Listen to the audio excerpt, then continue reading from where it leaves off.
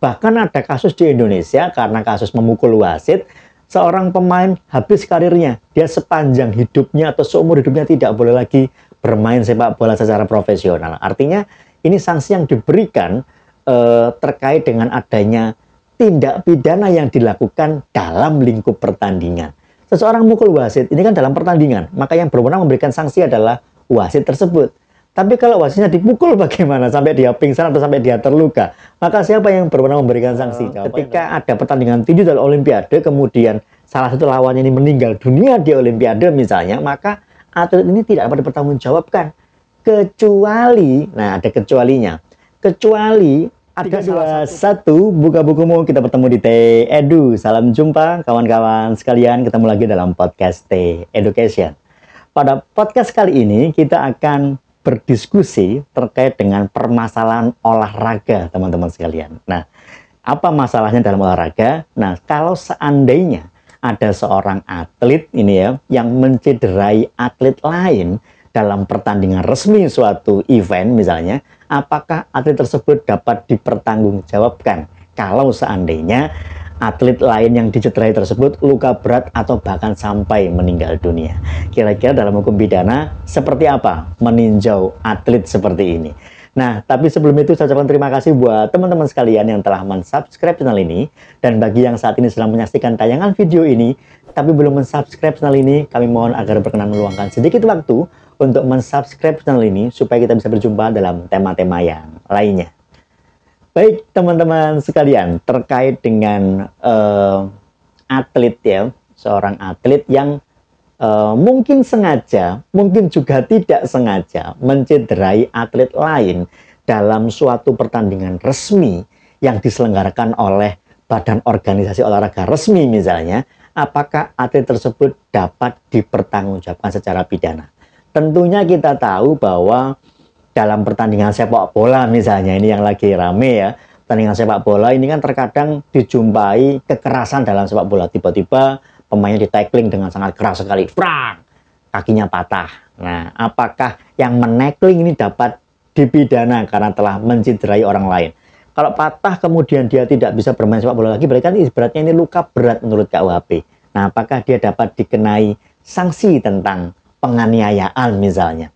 Atau tanpa sengaja dia menendang kiper lawan sampai kemudian kipernya meninggal dunia. Sebagaimana kita tahu kemarin ada tragedi kiper dari Persela yang meninggal saat bertabrakan dengan pemain lain ketika pertandingan Persela berlangsung dan meninggal dalam perjalanan ke rumah sakit. Nah, apakah penyebabnya atlet lain ini dapat dipertanggungjawabkan dalam hukum pidana? Atau sebetulnya dalam pertandingan tinju atau pertandingan bela diri lain yang menggunakan kekerasan, karate, taekwondo, pencaksilat, tinju, yang jelas-jelas mereka saling pukul di situ. Kemudian korbannya, bukan korbannya, lawan mainnya atletnya ini kemudian meninggal dunia dalam pertandingan, apakah atlet ini tidak dapat dipertanggungjawabkan ataukah dapat dipertanggungjawabkan dalam hukum pidana Indonesia? Jawabannya adalah adanya Lex Sportiva, teman-teman sekalian. Nah, kalau sederhananya, kalau orang awam ditanya, bisa nggak atlet ini dipertanggungjawabkan? Jawabannya, ya nggak bisa lah. Kan dia memang sengaja ini, tinju misalnya.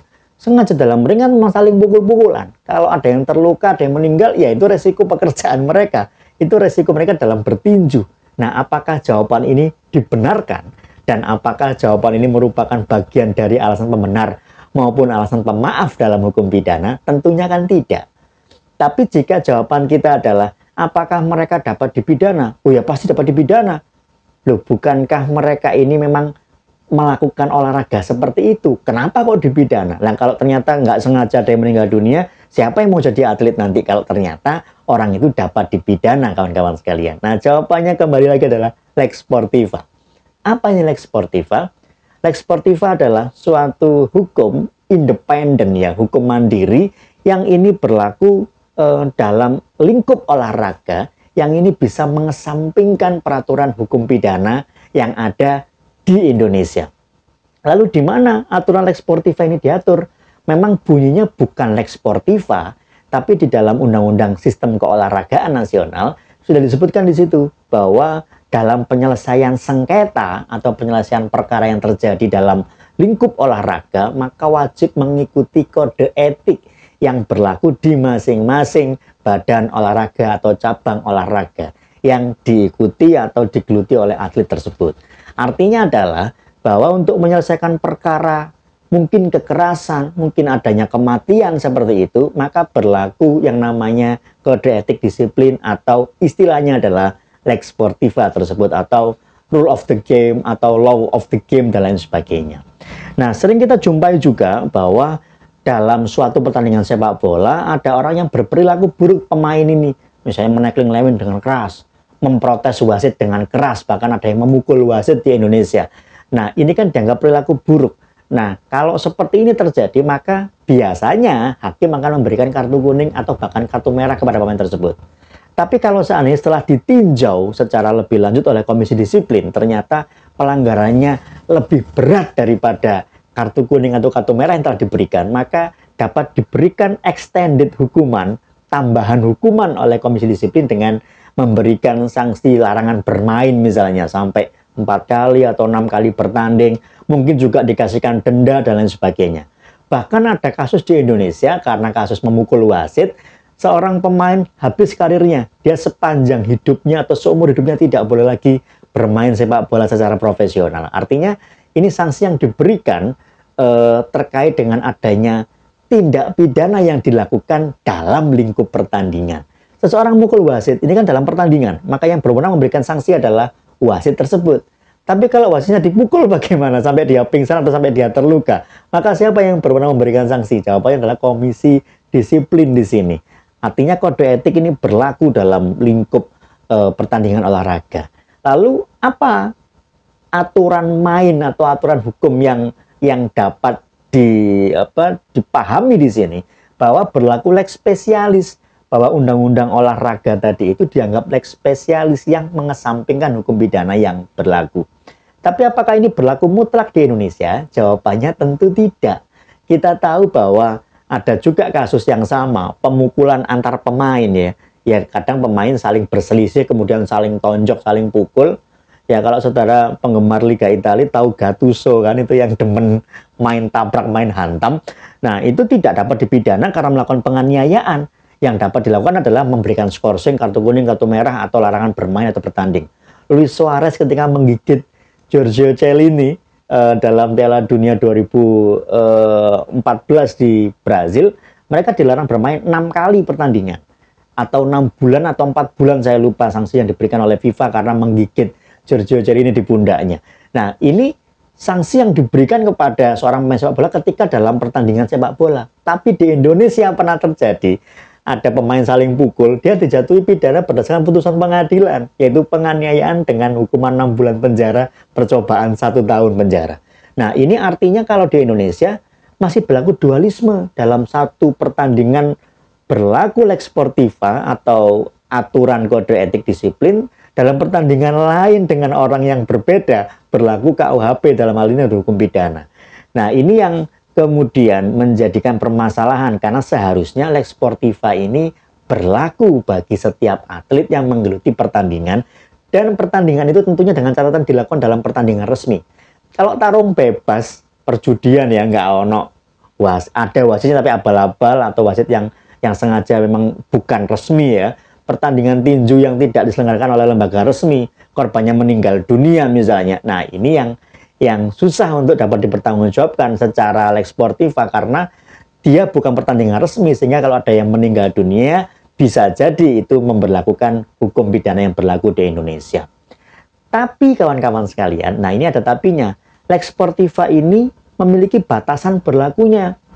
Tadi saya cerita ketika dalam pertandingan resmi maka atlet terlindungi oleh aturan ini. Nah, ini sekarang lagi Olimpiade ya. Ketika ada pertandingan tinju dalam Olimpiade, kemudian salah satu lawannya ini meninggal dunia di Olimpiade misalnya, maka atlet ini tidak dapat dipertanggungjawabkan kecuali, nah ada kecualinya, kecuali ada salah satu penyelenggara pertandingan atau ofisial pertandingannya berbuat curang di dalam proses administratif sebelum pertandingan dimulai. Misalnya dalam proses timbang badan, nah ini mencurangi bobotnya, misalnya ada orang dengan bobot yang berbeda, tapi secara fisik kelihatan sama. Nah, kadang-kadang seperti itu ya. Ada yang massa ototnya sangat besar sekali sehingga bobotnya ini habis oleh massa otot yang sehingga badannya nampak kurus, tapi semua ini otot atau semua ini adalah kekuatan dia, dibandingkan dengan orang yang ototnya nggak terlalu besar tapi banyak timbunan lemak di situ sehingga badannya nampak tambun seperti itu. Nah, kadang bobot yang berbeda ini diakali oleh official pertandingan supaya dia bisa bertanding dalam kelas-kelas tertentu. Nah, kalau terjadi seperti ini teman-teman sekalian, maka penyelenggara pertandingannya yang dapat diberikan sanksi. Sanksi berupa apa? Kalau Indonesia ada kealpaan yang mengakibatkan orang lain meninggal dunia, teman-teman sekalian.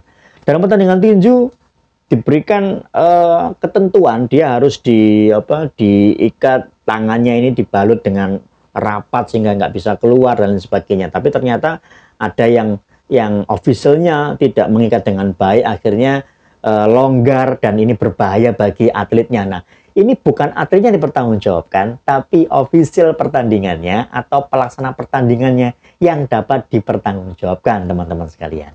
Ya, jadi di sini jelas bahwa apakah seorang atlet dapat dipertanggungjawabkan ketika ada mengakibatkan atlet lain terluka atau meninggal dunia? Jawabannya tidak bisa sepanjang itu dilakukan dalam pertandingan resmi yang diselenggarakan oleh badan organisasi olahraga yang juga resmi. Dalam hal ini mungkin KONI dan induk-induk organisasi di bawah KONI, seperti itu teman-teman sekalian. Ya, jadi jelas sekali bahwa ini karena musim Olimpiade kita membahas tentang ini, teman-teman sekalian. Semoga bermanfaat pembahasan singkat kali ini. Semoga tetap sehat selalu. Nanti kita bertemu di T Edu. Salam sehat, saya T Effendi. Sampai jumpa.